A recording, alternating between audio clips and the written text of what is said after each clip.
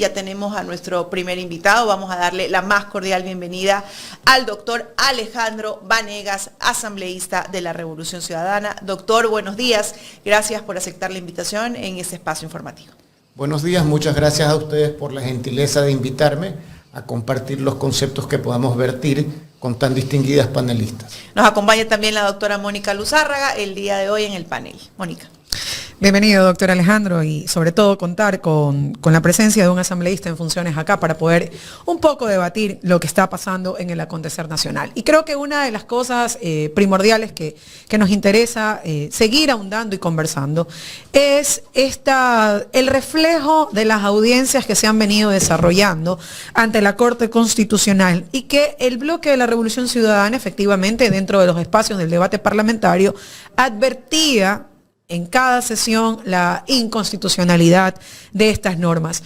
¿Cómo ha visto usted el desempeño de los profesionales del derecho que han ido a hacer la defensa de estas tres leyes, ¿no? La ley de integridad, la ley de solidaridad y la ley de inteligencia? Doctor. Doctora, primero quiero expresarle mi adhesión a los interesantes artículos que usted expone en su cuenta de X. He tenido la oportunidad de leerlos con mucha consistencia, sobre todo porque Rafael tiene esta especial capacidad intelectual de reproducir a personas que tienen una gran formación académica, y debo manifestarle, luego de 30 años de estudiar Derecho y de venir de una familia de abogados, que me complace la lectura coherente de sus participaciones públicas. Gracias. Es un honor para mí compartir con tan distinguida panelista, que la he leído y es primera ocasión que la conozco. En lo siguiente, cada una de estas normas más la ley de inteligencia violentaron el artículo 62 de la Ley Orgánica de la Función Legislativa. Para una mejor comprensión del público que no tiene una cultura jurídica, es necesario comprender que no el hecho de tener una mayoría significa que el marco jurídico debe ser dejado de lado para imponer conceptos que vienen integrados desde el Ejecutivo y en donde el Legislativo, lamentablemente, en lugar de cumplir su rol de debate parlamentario de alto nivel académico, permitió el paso de decretos económicos urgentes que se convirtieron posteriormente en leyes, en las que ni siquiera se respetó el contenido del primer debate y del segundo debate, lo cual ya de por sí era absolutamente ilegal. Pero lo más grave, desde mi punto de vista, en la violencia de procedimiento, es haber impedido la unidad de materia. Entonces, obviamente, cuando tenían que pasar el control constitucional estas normas, es imposible que con rigor académico normas que no contienen la unidad de materia puedan considerarse constitucionales y legítimas. Estas normas carecen de lo más importante en mi punto de vista, que es la eficiencia jurídica. Y desde ese punto de vista, cuando se ha estado llevando a cabo las audiencias y se ha delegado a abogados, por ejemplo, de la Asamblea Nacional o abogados de la Presidencia de la República, el propio secretario jurídico de la Presidencia, el abogado Andino, paralelamente han salido voces de los propios asambleístas del bloque de ADN, quienes a la suerte de una campaña de desprestigio, una campaña mediática paralela, insisten en que la Corte Constitucional le debe al país un tipo de pronunciamiento que sea acorde con el conflicto interno armado que se debe. Y bajo esa lectura, doctor, plantean el hecho de que no importa si se violaron las leyes, no importa lo que usted indica de que se inobservó la unidad de materia, que no importa que se haya inobservado el debate plural, que se haya hecho a la suerte de una mezcla de muchas leyes, la Corte debe priorizar el clamor ciudadano y la vigencia de normas que, siendo inconstitucionales, igual puedan intentar o resolver lo que el gobierno plantea como una guerra que a la que se ha enfrentado desde los inicios. Esa lectura, que ya va no solamente con una marcha, sino otra la siguiente semana, ¿es la lectura correcta que tiene que dársele desde la Asamblea Nacional a los proyectos y a las leyes que se están debatiendo todavía? No, doctora. La cultura jurídica es indispensable. Lo que usted me acaba de expresar son declaraciones casi que irresponsables de personas que están haciendo politiquería en contra del Estado de Derecho. Como señalaba en la primera parte de mi intervención, el hecho de tener una mayoría afín al gobierno no significa la sumisión de la función legislativa a la función ejecutiva. Y bajo ningún concepto se puede pretender, de forma antitécnica en lo jurídico me refiero, imponer el capricho de una visión que está contrariando a las normas jurídicas establecidas en el Ecuador, tanto constitucionales como aquellas que corresponden a la ley orgánica de la función legislativa. La norma, para poder llegar a tener validez jurídica, tiene que tener algo esencial, el concepto de razón jurídica. Por eso, cuando se comparece a un altísimo tribunal, como lo es la Corte Constitucional, la fundamentación o la alegación tiene que descansar en el marco jurídico que está defendiendo. Es decir, tanto los abogados de la Asamblea Nacional como los abogados del Ejecutivo tienen que plantear la razón jurídica, y cuando la razón jurídica pide fuerza, ya deja de ser razón jurídica. Pudiéramos entrar en una conversación axiomática jurídica con usted, pero creo que el público en general no va a lograr comprender la naturaleza de los conceptos. Yo quisiera este tema terminar señalándolo, que la irresponsabilidad de aprobar normas contrarias a lo que está establecido en la ley orgánica de la función legislativa y a la Constitución le pasa una factura muy alta al Ecuador y al gobierno. Y quisiera, si usted me lo permite, doctora, referirme a aquello que llaman conflicto armado interno. Personalmente, como legislador, me opongo a este concepto. Además, los razonamientos jurídicos reiterados de la Corte Constitucional en todos los decretos anteriores nos dejan claramente que no se puede conceptualizar el conflicto armado interno bajo los estándares que ha pretendido el gobierno central. El gobierno central debió recoger las recomendaciones de la Corte Constitucional y entonces entender los momentos oportunos y constitucionales para poder llegar a esto que ellos denominan un conflicto armado interno. Podríamos decir entonces, doctor Vanegas, que estos 100 días los primeros 100 días de trabajo legislativo han sido un trabajo, digamos, al servicio de la visión del Ejecutivo y no un trabajo independiente en donde tampoco, por ejemplo, se ha abordado bajo ningún concepto, digamos, ético, el tema de la fiscalización, que también es un rol de la Asamblea Nacional. Doctora, yo creo que los primeros 100 días de la Asamblea tienen que definirse como 100 días de entusiastas y 100 días de voluntarismo. No han estado llenos de lo que necesita un parlamento, que es de derecho. Las razones jurídicas necesitan de estudios y de conceptos profundos, que son a lo largo de los años. En mi caso particular, 30 años en el ejercicio de mi profesión. Yo soy un sencillo abogado de la República del Ecuador, miembro de una familia de abogados dedicados al estudio y a la academia. Y entonces, claro, me sorprende cuando las conversaciones y los debates en la Asamblea Nacional, en el seno de la Asamblea Nacional, dejan lo jurídico de lado para entrar en temas estrictamente políticos que carecen de eficiencia en lo más importante que debe tener un parlamento. Los debates jurídicos están diseñados para avanzar.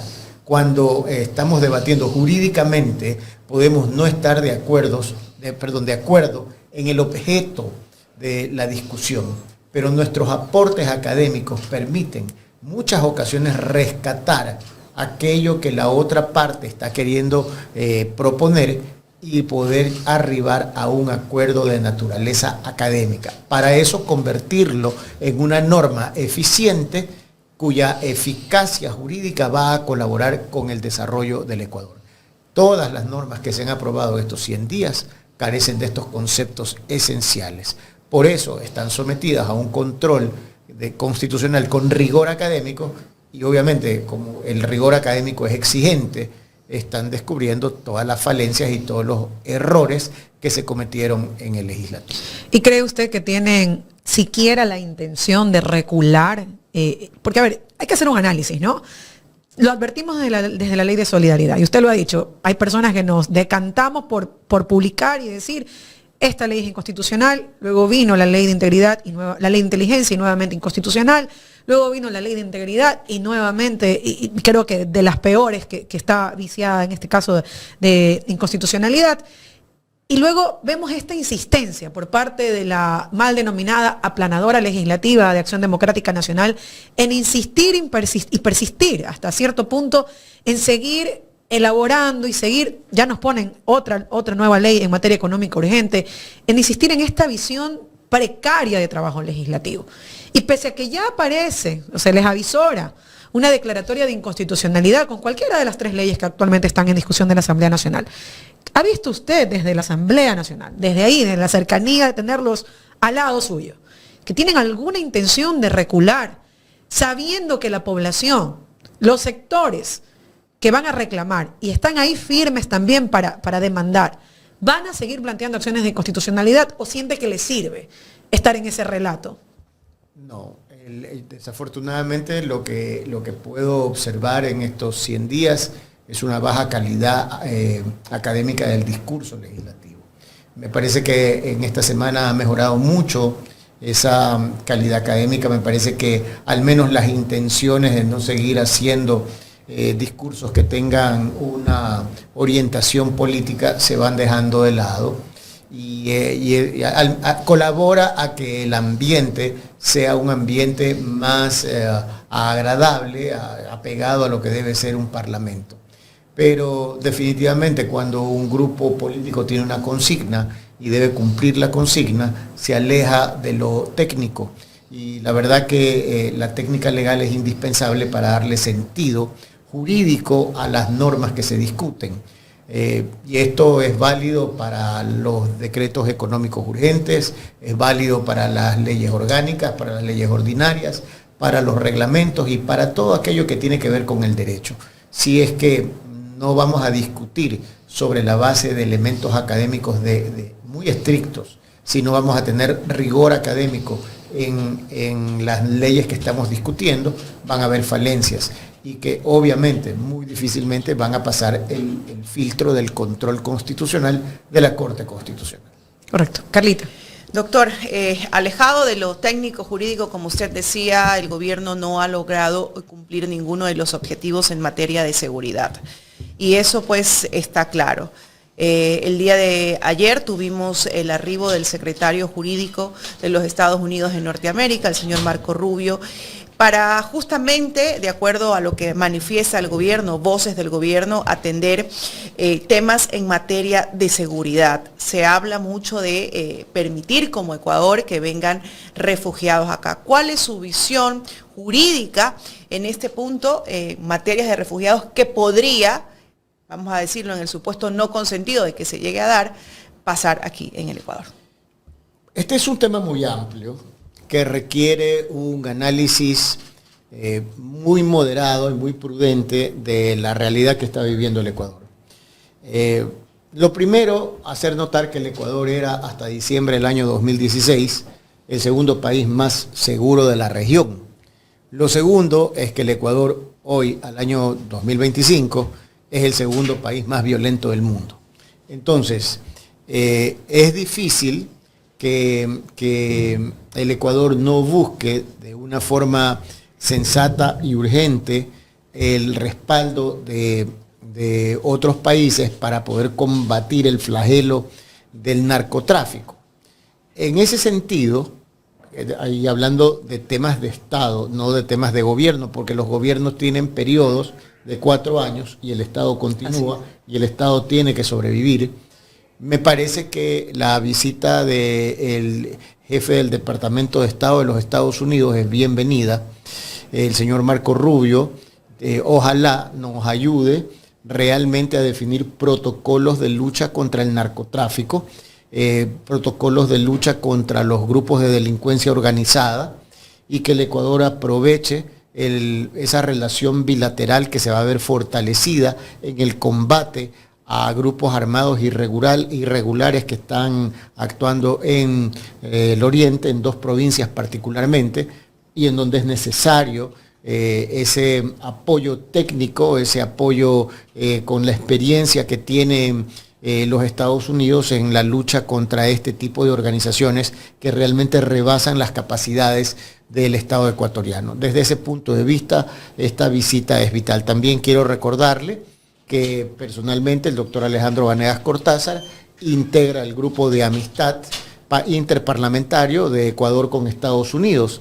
Por lo tanto, a mí me parece que es muy importante tratar estos temas con seriedad, pensando en los temas de Estado y pensando en que adicionalmente a estos aspectos que son esenciales, hay otros que son muy valiosos: la relación comercial con los Estados Unidos, los acuerdos bilaterales que tienen que servir para fortalecer los mercados internos e internacionales, atender al aparato productivo ecuatoriano, brindarles las facilidades de exportar productos ecuatorianos a los Estados Unidos, la situación de los migrantes, y hay muchos temas que son vitales.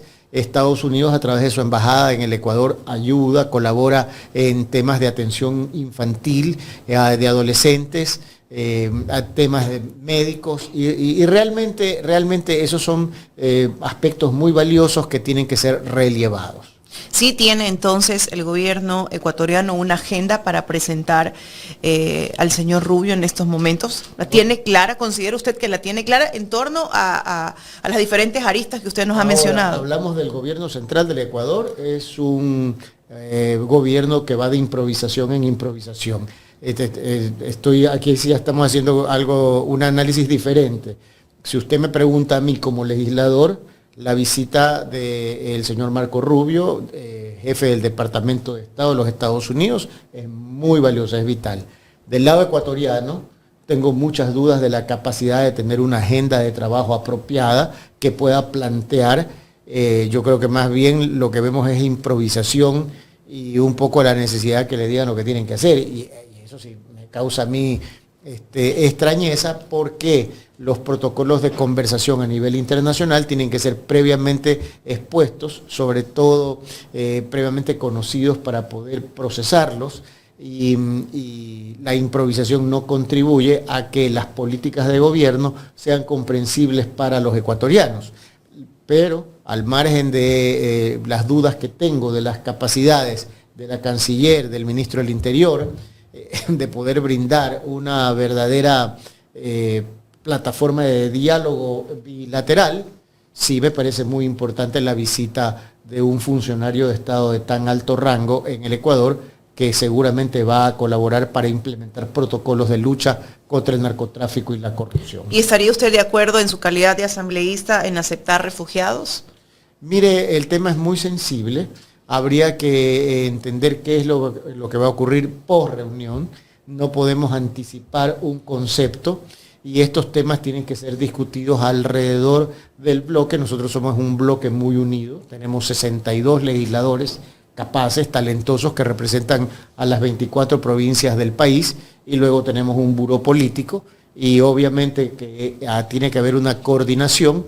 No puede un legislador, más aún un legislador serio como el doctor Alejandro Vanegas Cortázar, tratar de imponer una postura que no ha sido conversada, analizada con el bloque, y que pudiera afectar luego la unidad del bloque, porque los legisladores de un bloque, más allá de sus criterios y más allá del prestigio y la reputación que lo acompañan como jurista, son dentro del bloque un cuadro político que tiene que sumarse a la voluntad de la mayoría. Y la persona indicada para expresar un concepto de bloque es la señora coordinadora del bloque de RC, en este caso la señora Viviana Bonilla. Viviana Veloz, perdón por el lapsus. La señora Viviana Veloz, y la señora Viviana Veloz será la que dé a conocer la postura del bloque en forma oficial, una vez que se hayan discutido los temas y procesado, porque en un bloque tan amplio y con personas, hombres y mujeres valiosos, es necesario conversar los temas y no tomar decisiones a nombre del bloque que no han sido consensuadas. En esta línea, el buró político también tiene que participar, Personalmente creo que la postura de la compañera Luisa es vital para entender hacia dónde nos vamos a orientar y para poder tener una postura nacional que luego compartimos. En lo jurídico, estrictamente jurídico, sí tengo la libertad de poder expresar mis criterios en función de mi experiencia, pero bajo mi responsabilidad. A nombre del bloque solo puede pronunciarse la coordinadora del bloque, la compañera Viviana. Bien, qué bueno escuchar que tenemos asambleístas que están pensando en bloque.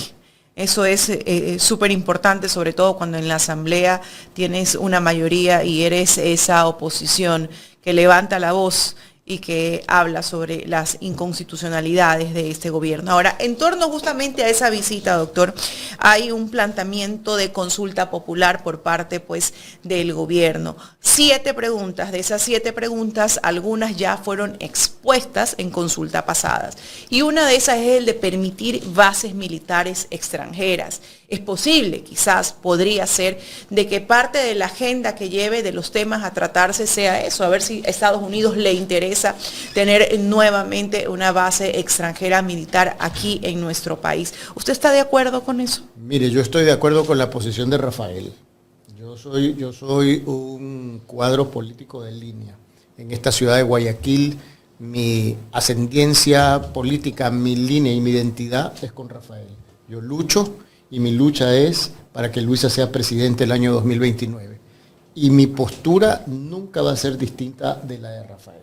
Que eso quiero expresarlo con claridad. Ahora, si usted quiere ir analizando pregunta por pregunta, con todo gusto de poder absorber sus consultas, quisiera hacer una abstracción en lo jurídico de lo político. En lo político, mi línea es una sola, clara. Cuando mi organización política me convoque a la campaña, iré al lado de Rafael y mi respuesta es no. Voy a votar no por todas las preguntas que se considere desde mi organización que tienen que ser votadas por no. Porque nosotros tenemos que representar a 4.5 millones de ecuatorianos que nos respaldan, a los prefectos, a los alcaldes, a los concejales, a los presidentes de juntas parroquiales, a los compañeros legisladores. Nuestra línea es una sola, la de Rafael, y obviamente la de Luisa, que va a dirigir la campaña en el territorio nacional. Ahora, si usted quiere consultar criterios de naturaleza jurídica, en aquello con todo gusto pudiera brindarle mi opinión jurídica. Y esa es la opinión que necesitamos en estos momentos, porque se dice mucho sobre la posibilidad de implementar bases extranjeras para el combate a los grupos de delincuencia organizada, doctor. Mire, del estudio realizado, y además que voy a recomendar públicamente que se lea el informe de la Nación del 24 de mayo del 2017 del expresidente Rafael Correa, en el que da cuenta del beneficio de haber tomado el control nuestras Fuerzas Armadas y nuestra Policía Nacional de la actividad de lucha contra los grupos de delincuencia organizada. Fue tan importante la postura que el Ecuador a diciembre del 2016 era el segundo país más seguro de la región. Y esto no es un discurso, esto es una realidad estadística que nos permite comprender que la política interna del Estado, cuando se tiene un gobierno con capacidades, un gobierno con una visión social, un gobierno que trabajó por la gente, que sirvió a la gente, el resultado es ese. Entonces, inclusive es importante recordar que el entonces embajador Todd Chapman, un hombre de primera, un embajador estadounidense que tenía un gran cariño por el Ecuador, como lo tienen todos los embajadores que vienen, pero esto es un país del que uno se enamora. Todd Chapman explicaba claramente que ya los sistemas que estaban funcionando en la base de Manta eran obsoletos y que no eran necesarios y que el gobierno de Estados Unidos ya no tenía ningún interés en conservar esa base militar, su visión era otra. Recordar a los ecuatorianos que el presidente Rafael Correa instaló el mejor sistema de radares de Sudamérica. Al año 2016 hubo un sistema de radares españoles que tienen tecnología de punta. Y que, por ejemplo, algo que para mí es incomprensible es que el radar que estaba en Esmeraldas se lo haya movido a Montecristi y se lo haya dañado. Claro, así es. Porque ese radar que estaba en que estaba en Esmeraldas, es un radar que tenía el control de la periferia de la frontera con los grupos que son muy peligrosos, que están de la zona de no delimitada en Colombia. Entonces, el radar de Esmeraldas era vital para una zona fronteriza y se lo movió hacia Montecristi por demagogia, durante el gobierno del presidente Guillermo Lasso, y el resultado fue que se perdió el radar en Esmeraldas y en Montecristi se dañó. Es decir, y hasta el día de hoy no se lo puede recuperar. Entonces, las diferencias que los ecuatorianos tienen que valorar son enormes. Hasta el año 2016, Ecuador tenía un sistema de radar de primera. Tenía control de todos estos grupos de delincuencia organizada. Una actividad realmente eficiente. Era un país de paz. Teníamos, miren, y esto sí es importante relevarlo, teníamos una tasa de 5 homicidios por cada 100.000 habitantes. Éramos uno de los países más seguros de la región, eso es innegable. El segundo país más seguro de la región. Éramos un país con índices económicos positivos. Éramos un país con una deuda externa, una deuda pública de 36.2% en relación al PIB. Es decir, yo no logro comprender 9 años después qué hicieron con 50.000 millones de dólares. Yo no logro comprender cómo 4 gobiernos después tienen este país destruido.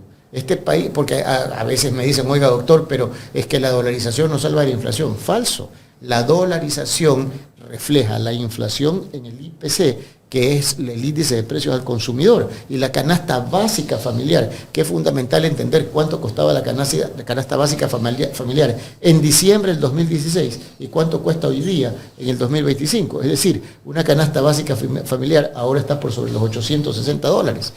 Eso es inflación, porque la capacidad adquisitiva con el sueldo no le alcanza a los ecuatorianos. Por supuesto. Así es, doctor. Bueno, ha dejado claro el doctor cuál es la postura y será la postura de la consulta popular, ¿no? También la visión que tenemos que tener en torno a las bases militares. Quiero entrar a otro tema en función del tiempo, doctor. La crisis de salud que vive este país. Yo he repetido en muchas ocasiones, en muchos programas aquí, que la bancada de la Revolución Ciudadana fue la primera en levantar la voz de pedir el cambio del orden del día y solicitar que se declare en emergencia el sector de la salud, ¿no? Cosa que no fue acogida por la bancada de Acción Democrática Nacional, y hasta el día de hoy ellos pueden aceptar que efectivamente existe una crisis de salud que se debe declarar en emergencia. Ni siquiera el ministro logra dar declaraciones adecuadas. En estos momentos se crea una comisión de salud, se va a centralizar la compra de medicamentos, pero eso no garantiza, doctor, que se pueda contrarrestar los problemas graves de salud que hay en este momento. Mire, mi bancada, mi bloque, tomó la decisión de ir personalmente a todos los hospitales públicos del país para evidenciar la crisis de salud. Lo que han encontrado mis compañeros legisladores que acudieron personalmente a los hospitales es algo inenarrable. Abandono, falta de medicinas, personas que no tienen la oportunidad de ser atendidas, personas que se acuestan en el suelo, en una reunión de bloque y luego en una reunión de comisión, me contaban mis compañeros legisladores que es algo impresionante. Y en mi caso particular, que no asistí personalmente a las instituciones de salud, realicé un documento como paper académico que con todo gusto se los voy a remitir para que lo puedan estudiar. Ese paper académico es mi aporte en donde evidencio desde un punto de vista técnico la crisis de salud del país y le pedía al gobierno central que declare la crisis. El gobierno central, que tiene una visión egoísta en lo político, para no reconocer el gran trabajo del bloque de la RC, prefirió no declarar la crisis de salud, decir que no existe la crisis de salud, lo cual es un estado de negación de la realidad, porque la salud pública es indispensable para 16 millones de ecuatorianos. Hay 2 millones de ecuatorianos que tienen acceso a salud privada, a seguros de salud privada y a una atención de otro tipo, pero hay 16 millones de ecuatorianos que necesitan la salud pública, y esos 16 millones de ecuatorianos están desatendidos. Existe indolencia. Y existe algo que es mucho más grave, corrupción.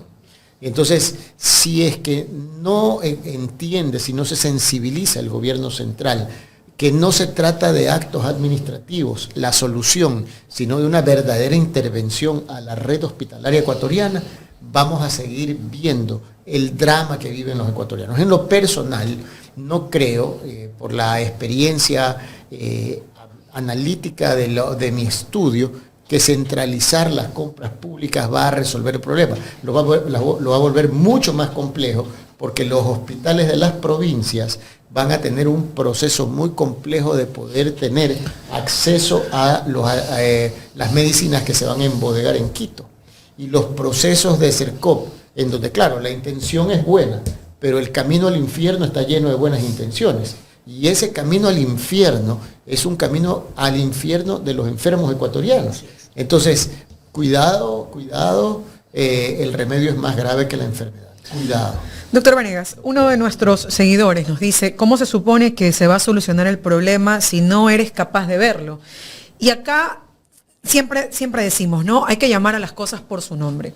¿Usted cree que estamos en un gobierno cuya óptica, y sobre todo también con las intervenciones que han hecho asambleístas como el asambleísta Gushmer, cuando dicen que los hospitales públicos están al mismo nivel que muchos hospitales y clínicas privadas, y nos dicen no hay una crisis?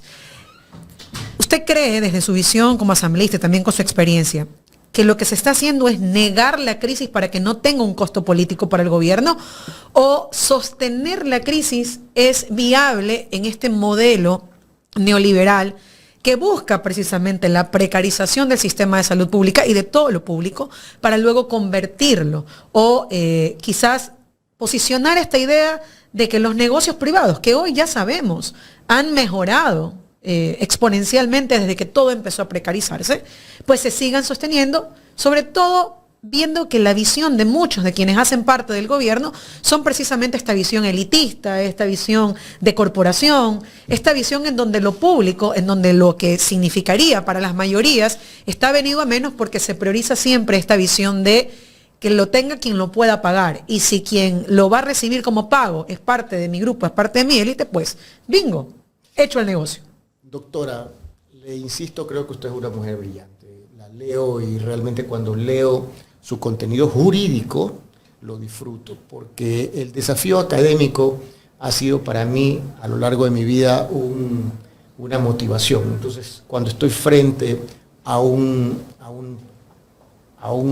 gran jurista que expresa conceptos, los valoro. Yo quisiera, este tema que acabamos de conversar es un tema político, pero en donde usted ha tratado conceptos. Quisiera hacer una abstracción de la participación de un legislador, porque no creo yo que un caballero pueda venir a un espacio público y aprovechar esa bondad que tienen ustedes de invitarme para denostar contra otro legislador. Cuando haya que tener debate público, lo tendré en el pleno de la Asamblea. Pero respecto de los conceptos que usted acaba de expresar, que son vitales, respecto del neoliberalismo, de el proteger a sus propios intereses, respecto de crear escenarios para privilegiar a grupos, en eso estoy totalmente de acuerdo con usted. Es decir, los conceptos expuestos con usted académicamente son los que relievo y destaco. No existe ninguna forma en la que nosotros como legisladores podamos estar de acuerdo con estas políticas neoliberales que afectan a la gran mayoría de los ecuatorianos.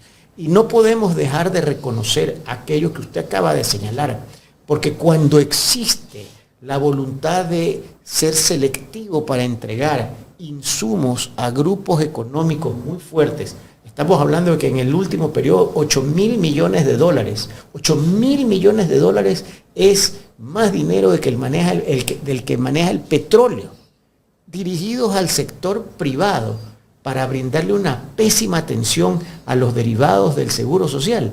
Es un acto inhumano, porque, ojo, que yo no hablo de la corrupción de que cuántos se han robado, porque eso sí, en el gobierno de Lenín Moreno se repartieron hospitales públicos. Estuvo en la cárcel un fulano que era asambleísta de apellido Mendoza. Ese señor Mendoza, en su versión y luego en su testimonio propio durante la etapa de juicio, señaló a los 40 legisladores que se habían beneficiado del reparto de hospitales. Y sin embargo, la fiscal del momento, en lugar de recoger ese testimonio, ese sí el testimonio, un testimonio de un testigo que participó en el hecho, que era asambleísta y que estaba privado de la libertad y que le estaba dando con exactitud la ruta del dinero en el reparto de los hospitales públicos, lo acalló. Entonces, si el primer paso que debe dar cualquier gobierno central es rescatar la versión y el testimonio del señor Daniel Mendoza, ese señor nos tiene que llevar a revelar todos los actos de corrupción y el reparto de hospitales públicos en la anterior Asamblea Nacional, cuando Lenín Moreno era presidente de la República. Ahí existe peculado, ahí existe corrupción. Eso es lo que tenemos que exigir. Que hoy día también existen estos problemas, por supuesto. Y que este gobierno tiene 2 años, va a cumplir 2 años de gobierno. No 100 días. No 100 días, 2 años. Este gobierno no ha tenido la capacidad de resolver los grandes problemas nacionales. Y la atención de salud pública es un derecho constitucional, como también lo es la verdad. Porque si en el Ecuador tenemos que luchar por algo de fondo, es para que la verdad sea un derecho constitucional, para que la verdad sea el punto de partida donde la discusión sea alrededor de la verdad, porque donde luchamos nosotros en un escenario en donde la verdad es administrada y a partir de mentiras que son dolosamente practicadas, los ecuatorianos creen en narrativas que no tienen sustento técnico, que no tienen sustento económico y que mucho menos tienen sustento jurídico. Y casualmente, con lo que usted acaba de indicar, y que me parece súper importante relevarlo en este espacio, porque el día de ayer se celebró esta audiencia de formulación de cargos, y no voy a hablar del proceso porque entiendo para usted es delicado como asambleísta, pero quiero recoger una parte que la jueza Ayala le dijo a la fiscal. Le dijo, la fiscalía no es el órgano persecutor o el brazo persecutor del gobierno de turno. Y usted acaba de decir, la fiscalía tuvo, y entiendo yo por el contexto temporal, es la fiscalía de la ex fiscal general Diana Salazar. ¿Cree usted, y sobre todo con su visión de 30 años de ejercicio, y sobre todo porque además conozco a su familia y la trayectoria profesional y académica que tiene la familia Vanegas, ¿cree usted que la Fiscalía General del Estado le ha debido realmente esa verdad al pueblo ecuatoriano porque ha preferido convertirse en una fiscalía al servicio del poder de turno y no una fiscalía al servicio de la ciudadanía? Mire, doctora, yo espero que usted sea candidata a fiscal general del Estado y se lo digo sin ambajes. Porque la Fiscalía General del Estado necesita personas honestas, necesita personas con conocimiento jurídico y necesita personas imparciales. El Ecuador sufre la destrucción de la institucionalidad como consecuencia de 2 factores fundamentales. El primero, el gobierno putrefacto de Lenín Moreno, un Judas Iscariote del siglo XXI. Y el segundo, porque el Consejo de Participación Transitorio, que desmanteló el Estado ecuatoriano, dejó personas descalificadas, como la señora Salazar. La señora Salazar no debió ser nunca fiscal general del Estado. Y ella se convirtió en un brazo ejecutor de políticas de gobierno que eran dirigidas por personas absolutamente censurables, empezando por Lenín Moreno, pero siguiendo por el señor Pablo Cele. Es un tipo que debería estar en la cárcel, no tomando café en el Quicentro Shopping, debería estar en la cárcel. Y entonces la señora convirtió algo que los juristas hemos luchado a lo largo de toda nuestra vida, oponernos a la justicia penal selectiva. Y esa justicia penal selectiva creó procesos que no tenían ningún sustento técnico. Me voy a referir muy brevemente al lawfare, porque es indispensable. No es posible que a Rafael Correa le hayan iniciado un proceso por cohecho, porque el expresidente de la República, que era presidente de la República, acudió a una cooperativa a pedir un crédito de $6.000 y que la prueba del delito supuesto, entre comillas, era el pago de la chequera del presidente de la República de $500 a la cooperativa. Y que entonces la conclusión del Ministerio Público es que el presidente de la República, a pesar de que pidió el crédito y pagó el crédito, había cometido cohecho pasivo agravado por influjo psíquico. Entonces, Dios mío, en el Ecuador se destruyó el sistema penal para instalar un lawfare, con el festejo de una serie de personas irresponsables que no conocen de derecho. ¿Por qué se adelantó ese proceso? Únicamente para que Rafael no fuera candidato a vicepresidente de la República en el año 2021. Y el Ecuador perdió absolutamente la credibilidad en el sistema. Porque, doctora, en el Ecuador hay grandes jueces, particularmente en los tribunales penales. A mí me ha tocado litigar toda mi vida, vengo de una familia de abogados que ha construido un prestigio a lo largo de 60 años. Y yo sí encuentro que en el Ecuador hay grandes jueces en materia penal, sobre todo en los tribunales penales. Encuentro que hay grandes fiscales de primer nivel, fiscales dedicados a trabajar, fiscales que contribuyen a hacer mejor la vida de los ecuatorianos. Oiga, los tribunales penales del Ecuador, yo veo legisladores que tienen 4 o 6 guardaespaldas. 4 o 6 guardaespaldas y que se manejan en carros oficiales. Y a los jueces de tribunales penales aquí en el Alhambra los tienen desprotegidos. Totalmente desprotegidos. Jueces y fiscales. Hombres valientes, mujeres valientes que actúan en derecho, no tienen la protección, no tienen ni siquiera las facilidades. Entonces, ojalá y que en un concurso transparente de fiscal general del Estado, personas como usted, que tienen los méritos y las capacidades, participen y contribuyan a rescatar el Estado de Derecho. Porque el Estado de Derecho está allí, el marco jurídico está allí. Yo me río cuando hay gente que dice, sí, es que la Constitución de Montecristi y el COIP le dan derechos a los delincuentes. No saben ni siquiera lo que están diciendo, no tienen la menor idea de lo que están diciendo. Esa Constitución, ese COIP, que es un COIP avanzado, que era indispensable para poder acercarnos al mundo y para poder desarrollar la teoría de la imputación objetiva en el Ecuador, son herramientas válidas para luchar contra todos, pero para evitar los excesos. Ayer un medio de comunicación social exponía los excesos que se están cometiendo. Es una barbaridad. Entonces, para volver a la paz, tenemos que poner los pies en la tierra, defender las instituciones y devolverle al Ecuador una institucionalidad verdadera y dejar de denostar y de insultar a los jueces porque no se lo merecen. No se lo merecen, no se puede generalizar porque hay excelentes jueces, muy buenos jueces, al menos en Guayas, donde he litigado a lo largo de mi vida, he encontrado jueces muy capaces en los tribunales penales, también en la materia civil, también en lo contencioso administrativo. Es decir, la excepción son malos jueces, esos deben ser castigados. Y que deberían ser debidamente investigados para establecer eso. Queremos agradecerle al doctor Alejandro Vanegas, asambleísta de la Revolución Ciudadana, por habernos acompañado este día jueves 4 de septiembre aquí en Los Especialistas. Doctor, muchísimas gracias por su presencia y esperamos contar con ella en una próxima ocasión. Muchas gracias por permitirme compartir mis conceptos con ustedes. He disfrutado del panel. A mí me resulta muy agradable poder conversar con personas con una gran formación académica, que son pares, o los considero pares en el conocimiento de derecho, en el conocimiento de la política, en el conocimiento de la filosofía, que son vitales para brindarle al Ecuador alternativas serias. Al despedirme quiero señalar con claridad que mi bloque es un bloque muy serio, que mi bloque va a mantener una conducta de unidad, que nosotros vamos a servir a nuestro país como nos corresponde y vamos a colaborar con todas las autoridades de RC5, prefectos, alcaldes, concejales, presidentes de juntas parroquiales. Y eso sí, cuando me despido, quiero decirle que soy un marcelista. Yo creo que Marcela es una gran compañera y dirigente, y así como soy marcelista, respaldo profundamente a Luisa. Así que creo que para el futuro lo más importante es entender y respetar todo lo que sentimos todos, teniendo claro que Rafael es nuestro dirigente histórico y que Rafael tiene la visión correcta para rescatar al Ecuador, para salvar al Ecuador de donde estamos. Gracias por permitirme compartir con ustedes, un honor, y espero haber estado a la altura. Muchísimas gracias, doctor. Muchísimas gracias. Esa fue la entrevista con el doctor Alejandro Vanegas, asambleísta de la Revolución Ciudadana.